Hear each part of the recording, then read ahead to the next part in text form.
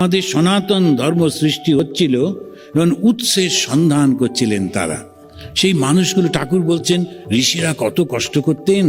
তারা সকালবেলায় জঙ্গলে চলে যেতেন, সারা দিন তপস্যা করে তারপরে সন্ধেবেলায় ফিরে আসতেন নিজের কুটিয়াতে। তো কি করতেন সেখানে? শুধু ধ্যান করতেন না, রিসার্চ করতেন। কিসের রিসার্চ? যে কোথায় সমস্যা হচ্ছে, কি করে জিনিসটা হচ্ছে, তাকে তাহলে আমার উৎসটা কি, আমাকে কে সৃষ্টি করলো। পরীক্ষ লোকান কর্মচিতান ব্রাহ্মণ, তো সমস্ত জগৎ থেকে পরীক্ষা করছি, উত্তর পাওয়া যাচ্ছে না। তখন উত্তর পেতে পেতে কশ্চিৎ ধীরা প্রত্যেক আত্মানমৈক্ষত আবৃত্ত চক্ষু অমৃতত্বমিচ্ছন। অমৃতত্ব পাওয়ার জন্যে, অমৃতত্ব মানে ওই আনন্দ, ওই আনন্দ পাওয়ার জন্যে তারা কি করলেন? চোখটা বন্ধ করলেন। চোখ বন্ধ করা মানে জগৎ থেকে নিজেকে আলাদা করে নিচ্ছেন।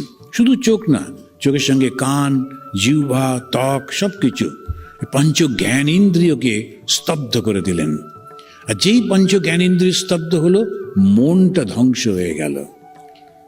সেখানে রামচন্দ্রকে তাদের গুরুদেব বলছেন যে রাম, মনটাকে ধ্বংস করো, কিল ইওর মাইন্ড। কেননা মনটা সব সময় চিন্তা করে চলেছে, কেমন করে ধ্বংস করব? স্তব্ধ করে দাও একটা চিন্তাতে।